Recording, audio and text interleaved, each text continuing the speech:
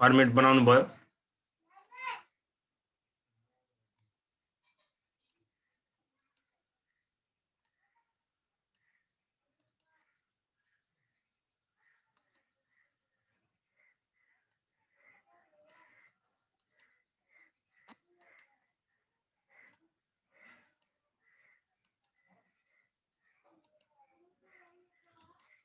Particulars एउटा हुन्छ हाम्रो पर्चेज अथवा यसलाई रिसिभ भन्दा पनि हुन्छ है पर्चेज अथवा रिसिभ एउटा लेख्नुस् अनि पर्चेज पनि लेख्छु है त पर्चेज तपाईहरुले यसलाई इस्यु भने हाम्रो के हो त सेल्स हो सेल्स पनि लेख्न सक्छौं लास्टमा हाम्रो बच्यो ब्यालेन्स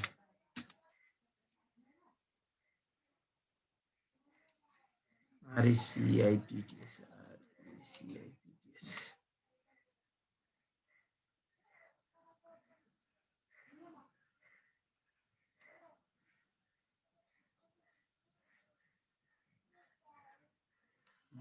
just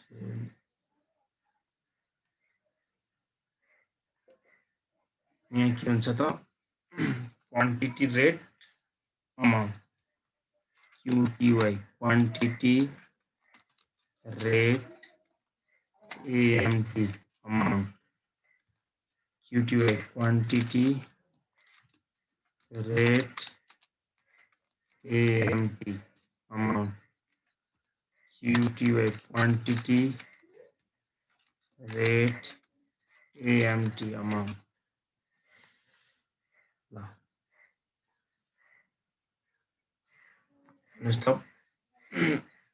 बिगिनिङ इन्भेन्ट्री भनेर हामीलाई डेट बिगिनिङ भनेको जहिले पनि डेट छैन भने हामीले सुरुकै डेट मान्नु होला बिगिनिङ इन्भेन्ट्री भनेर 2019 को छ है स्टोर लेजर हामीले बनाइरहेको स्टोर लेजर बिगिनिङ इन्भेन्ट्री भनेको छ बिगिनिङ भनेको अब डेट त्यहाँनिर के लेख्नुस् भने चाहिँ जनवरी 1 लेख्नुस् है त मैले 1/1/2019 लेखे है त 2019 बिगिनिङ भनेको के हुन्छ यसलाई बिगिनिङ इन्भेन्ट्री ओपनिङ ब्यालेन्स भनेर लेख्दा पनि हुन्छ बिगिनिङ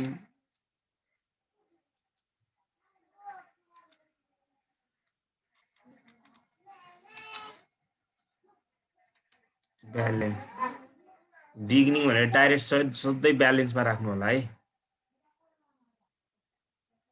बिगिनिङ भनेर ब्यालेन्स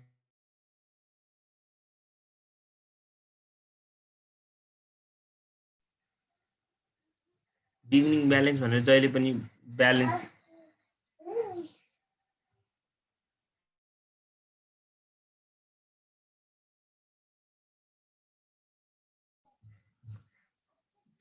ब्यालेन्समा कति छ हेर्नुस् त 2000 युनिट्स हो क्वान्टिटीमा 2000 अब रेट कति छ हेर्नुस् त त्यहाँनिर कस्ट पर युनिट भनेको त्यो रेट हो क्या 2 रुपैयाँ छ कति भयो त 2 गुणा 4000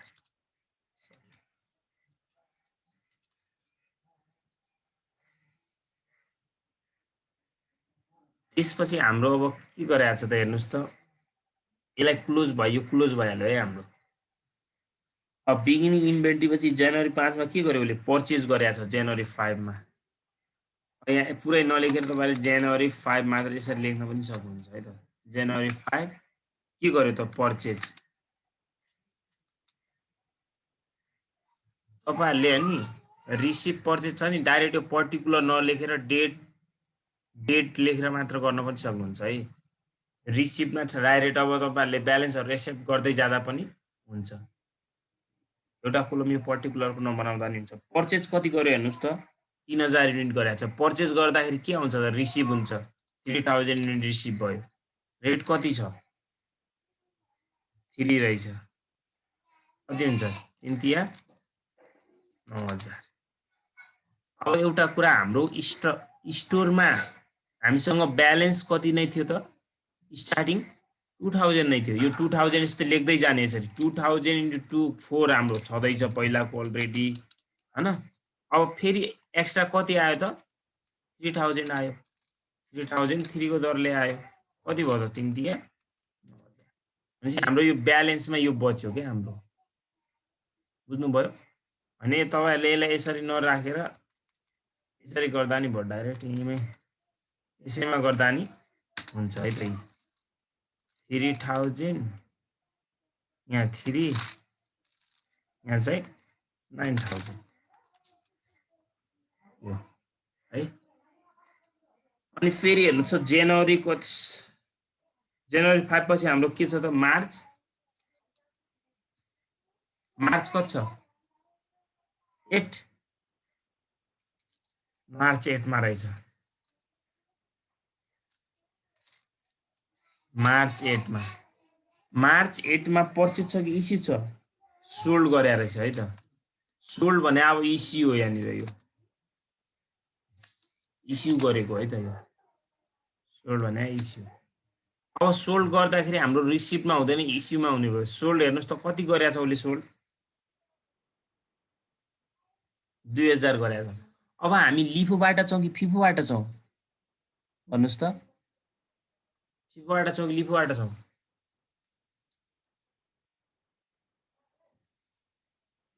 सुनिरहनु भएको मलाई फिफोबाट सर फिफोबाट भएपछि माथिबाट जान्छ कि तलबाट जान्छ यो कताबाट घट्छ ब्यालेन्सको अमाउन्ट फर्स्ट इस्यु को यो फर्स्ट पर्चेज कहिले गरेछ त हामीले हेर्नुस् त पहिलो पर्चेज घट्ने भयो के 2000 छ डाइरेक्ट 2000 मात्र गयो यदि यसमा हाम्रो कति भएको भयो मानम 3000 भएको भएपछि 2000 माथिको जान्थ्यो 1000 तलको हामीले सोल्ड गर्थ्यो है त 2000 मात्र छ 2000 डाइरेक्ट यसरी गयो 2000 2 को दरले 4000 भयो भनेपछि हामीसँग ब्यालेन्स कति रह्यो त सुरुकोमा त रहेन सुरुकोमा रह्यो त रहेन त्यसपछि कति रह्यो त 3000 3 9000 त्यसपछि हेर्नुस् त मार्च पछि कहिले छ त जुन 15 मा रहेछ हैन जुन 15 मा जुन 15 मा के गरेछ इस्यु गरेछ पर्चेज गरेछ पर्चेज गरे रहेछ कति पर्चेज गर्यो पर्चेज गर्दाखेरि रिसिभ भयो हेर्नुस् त पर्चेज कति गरे रहेछ 4000 पर्चेज गर्यो कतिको दरले भनेको छ 4 को दरले 4 चौको 16 हुन्छ अब हेर्नुस् त अब माथि यसमा त छैन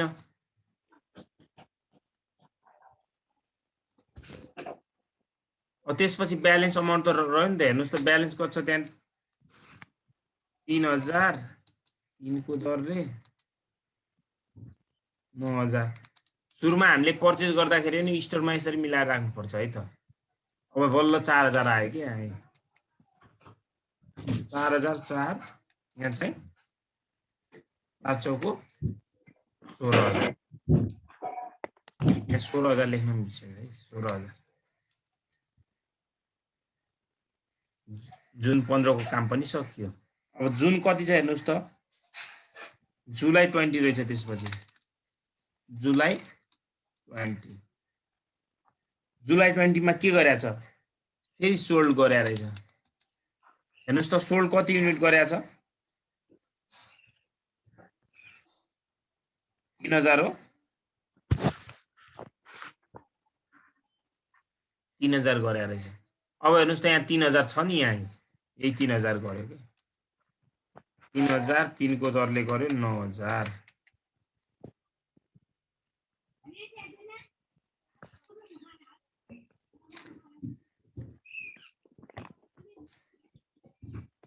एमा पनि रहेन फेरि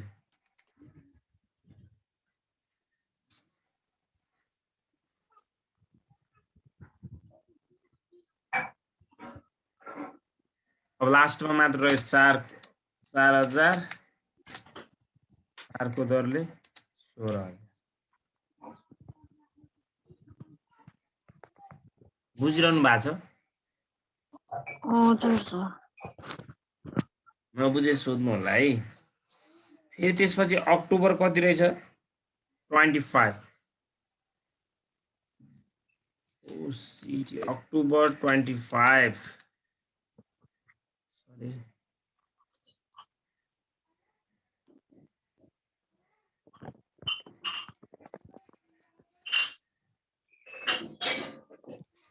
October 25 मा के गरेछ हेर्नुस् त पर्चेज तपाईहरुले यहाँ छ नि यो यसरी ड्यास ड्यास नगरेर डाइरेक्ट उसरी राख्न पनि मिल्छ हैन त्यो डेटको अमाउन्ट सकिसकेको अथवा त्यो ब्यालेन्स हामीले बिक्री गरिसकेको भन्ने बुझिन्छ कि त्यही भएर मैले त्यहाँ ड्यास दिएको ड्यास नदिँदा पनि त्यो गलत हुँदैन है तपाईहरुले त्यो नराख्दा पनि हुन्छ यहाँ हाम्रो फर्मेट कम हुन्छ सानो देखिन्छ त्यसरी राख्दा हुन्छ नराख्दा पनि हुन्छ ल अक्टोबर 25 मा कति के रहेछ पर्चेज कति गरेछ हेर्नुस् त पर्चेज 1000 गरेको रहेछ कतिको दरले गरे रहेछ त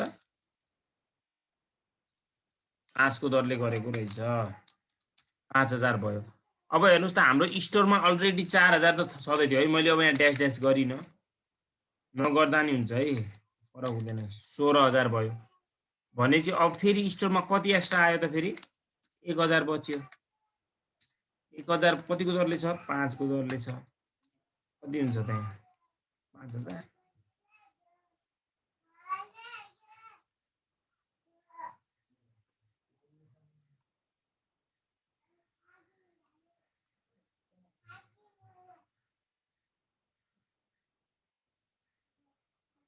त्यसपछि हेर्नुस् त अक्टोबर पछि डिसेम्बर 28 मा रहेछ डिसेम्बर 28 डिसेम्बर 28 मा के गरेछ हेर्नुस् त सोल्ड गरेको रहेछ सोल्ड गरेको छ कति युनिट सोल्ड गर्यो हेर्नुस्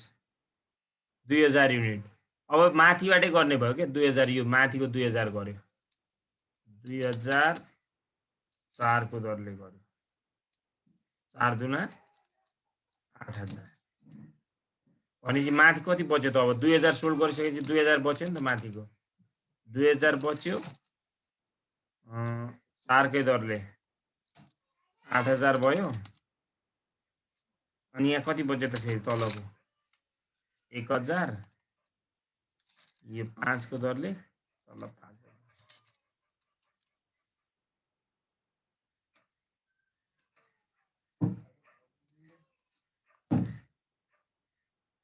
ल यति यसको काम सक्यो अब हामीले निकाल्नु पर्यो यहाँबाट कस्ट अफ गुड्स सोल्ड र के निकाल्नु पर्यो भन्नुस् त कस्ट अफ गुड्स सोल्ड र के निकाल्नु पर्यो ending inventory cost of goods sold भनेको जहिले पनि ब्यालेन्स अमाउन्ट हुन्छ तपाईहरुले कतै नोटमा लेख्नुस् हामीले स्टोर लेजर प्रिपेयर गरिसकेपछि ब्यालेन्समा आएको अमाउन्ट जति ब्यालेन्स आउँछ नि त्यो अमाउन्टलाई हामी के भन्छौं कस्ट अफ गुड्स सोल्ड भन्छौं ब्यालेन्समा कतिवटा अमाउन्ट आयो त अहिले दुईवटा अमाउन्ट आछ हेर्नुस् त एउटा 4 को दरले 2000 अब तपाईहरुले यहाँनिर कस्ट अफ सरी है कस्ट अफ ब्यालेन्सको अमाउन्ट हैन यो हाम्रो सेल्स ब्यालेन्सको अमाउन्ट भनेको जहिले पनि कस्ट अफ क्लोजिङ स्टक है हेर्नुस् त अलवेज ब्यालेन्समा आएको अमाउन्ट भनेको हाम्रो के हो त कस्ट अफ क्लोजिङ स्टक अथवा इन्डिङ इन्भेन्ट्री भने पनि एउटै हो अब यो दुईवटा छ त्यही भएर दुईवटा लेख्नु होला यसरी 2000 एट द रेट कति छ त रुपीज 4 4 को दरले कति छ त यहाँ कति भयो 8 8000 भयो अनि फेरि त्यही अब यो म लेख्दिन यहाँ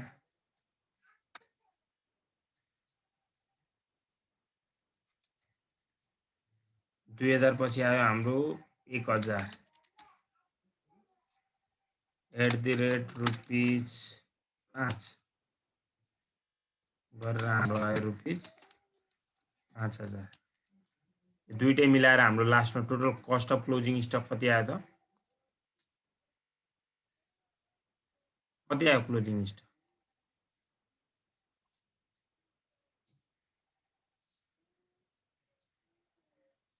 रातो कालो कलरिङ भयो कि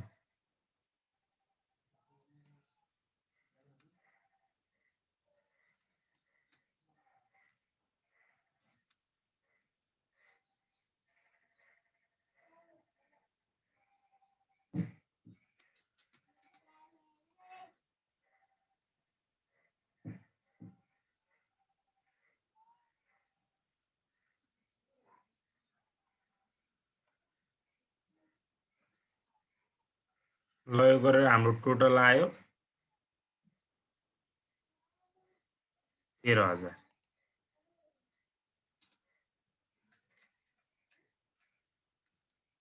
रुपीस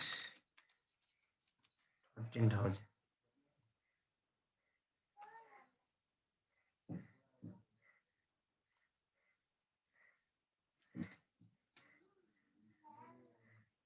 अनि जहिले पनि हाम्रो कस्ट अफ गुड्स सोल्ड भनेको यो छ नि इस्यु डेटको सेल्स अथवा इस्युलाई हेर्नुपर्छ है सेल्स अथवा इस्युको हाम्रो टोटल अमाउन्ट कति छ त हेर्नुहोस् त युनिट पनि चाहियो भने युनिट पनि लेख्दै जाने कति भयो 8 दुना 16 17 5 सरी 17 4 21,000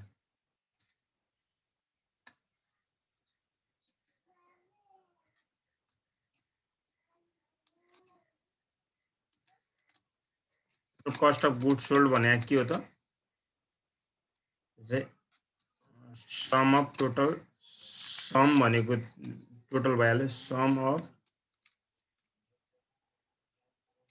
टोटल इस्यु कोलम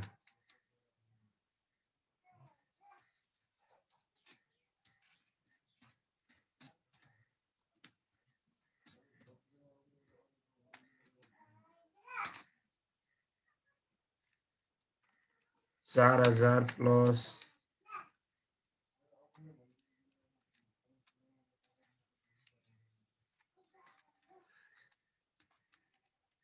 8,000 गरेर कति हुन्छ त 91,000 असली युनिट लेख्ने भए त्यो युनिट पनि लेख्दिँदा हुन्छ है नलेखे नि हुन्छ केही हुँदैन ल यति भयो अनि तपाईले अब यहीलाई सेम अब के गरेर गर्नु पर्यो सेम क्वेशनलाई तपाईले लिफबाट गर्नु पर्यो यही क्वेशनलाई लिफबाट गर्नुस् सबभन्दा सजिलो क्वेशन हो यो मैले गरे यही क्वेशनलाई केबाट गर्नु पर्यो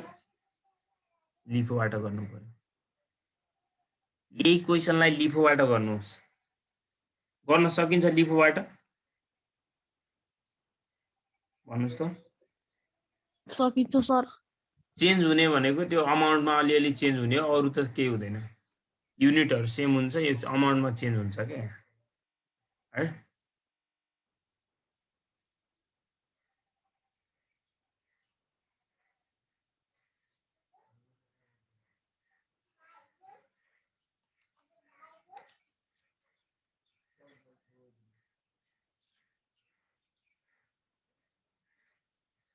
लिफोबाट गर्नुस् अनि यहाँबाट हामीले इन्कम स्टेटमेन्ट बनाउन सक्छौं इन्कम स्टेटमेन्ट भने normally sales minus cost of goods सोल्डबाट घटाएपछि के आउँछ हाम्रो ग्रस प्रॉफिट आउँछ ग्रस प्रॉफिटबाट अपरेटिङ एन्ड अदर एक्सपेन्सेसहरु घटाएपछि हाम्रो के आउँछ नेट प्रॉफिट बिफोर ट्याक्स आउँछ त्यहाँबाट ट्याक्स घटाएपछि के आउँछ हाम्रो नेट प्रॉफिट आफ्टर ट्याक्स आउँछ त्यो गर्न सक्नुहुन्छ होला तपाईहरुले यहाँ इन्कम स्टेटमेन्ट पनि सक्नुहुन्छ इन्कम स्टेटमेन्ट प्र्याक्टिस गर्नुस् हैन भएन भने हामी भोलि गर्छौं है हुन्छ हुन्छ सर इन्कम स्टेटमेन्ट त्यो गर्नुस् अनि 20 नम्बरको क्वेशन हेर्नुस् त 20 नम्बरको क्वेशन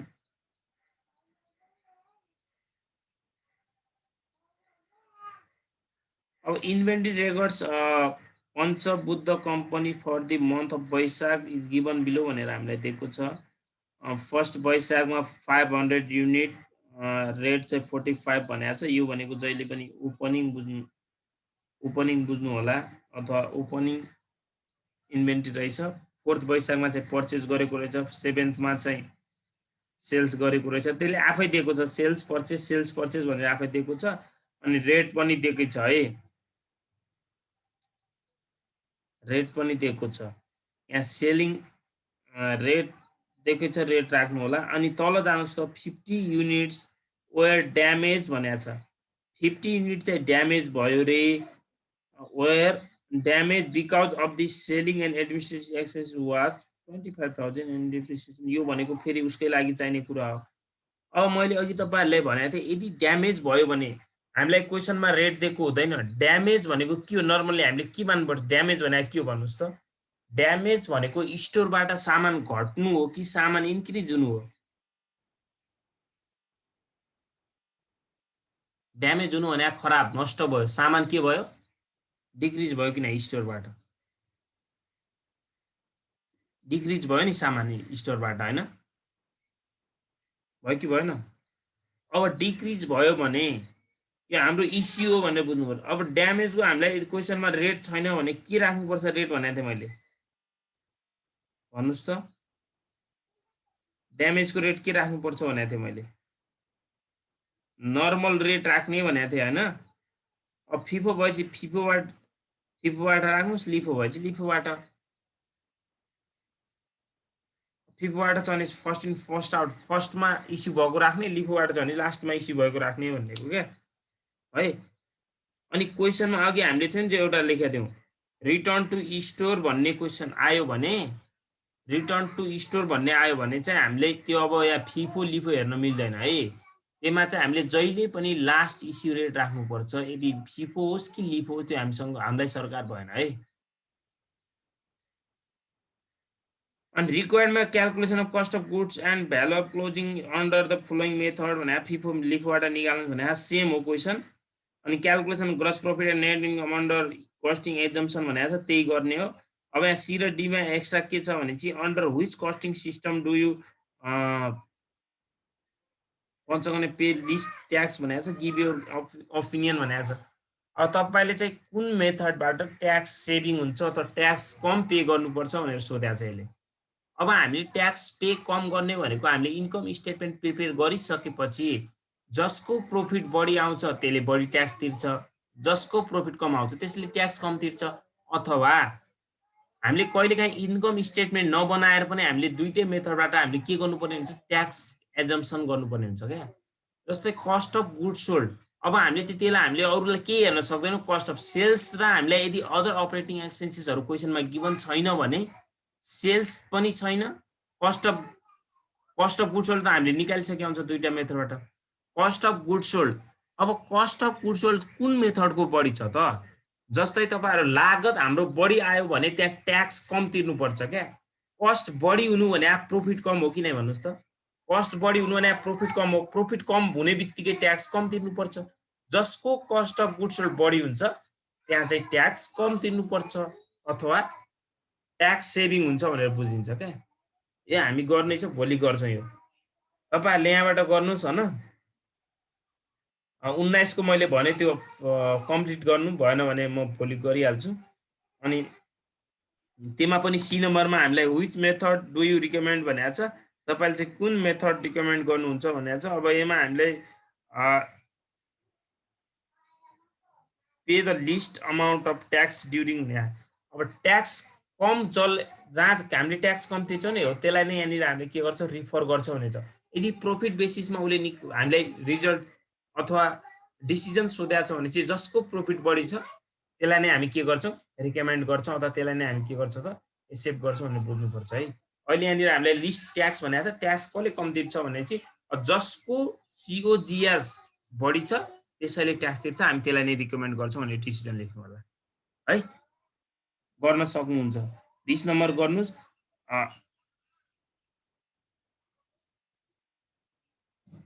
21 पनि त्यस्तै हो। ल 3वटा तपाईँहरूलाई होमवर्क भयो है, हुन्छ कि हुँदैन? ल आजलाई यति है त, सकेसम्म तपाईँहरू त्यही 6:30 भन्दा नि 6:10-15मा आउँदा पनि हुन्छ है। किनकि यहाँ अब यस्तो छ कि गाउँतिर अलि मेन समस्या भने अरू समस्या त होइन, बत्तीको समस्या हो कि। Hello sir. हजुर हजुर, मेरो एउटा